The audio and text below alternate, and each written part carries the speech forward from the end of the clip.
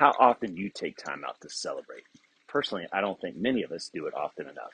And I don't know why, but I assume that perhaps we tend to minimize what we have achieved and just move on to the next thing. Hi, I'm Dave Maddox again for Leadership, Luck, and Life. I've touched on this subject many times and even referred to one of my favorite books about it in The Gap in the Game. And recently, I was teaching a class on leading with confidence.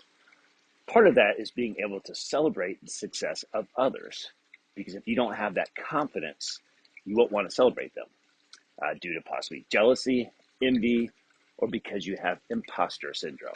Now, that's not what we're talking about here today. So back to celebrating a success, whether it be for you, someone on your team, or a peer. How do you do that? The example that came up in class was to celebrate to the level that you would have beaten yourself up for if it wasn't a success.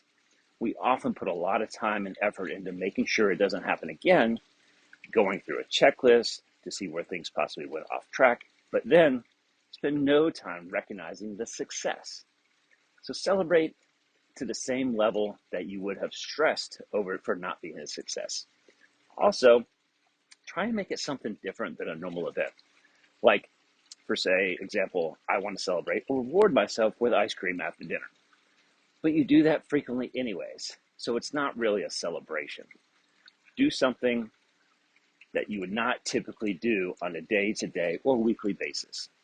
The simple practice of celebration helps you appreciate your small wins, which in turn boosts your sense of confidence.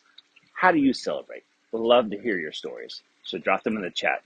Celebration not in your vocabulary?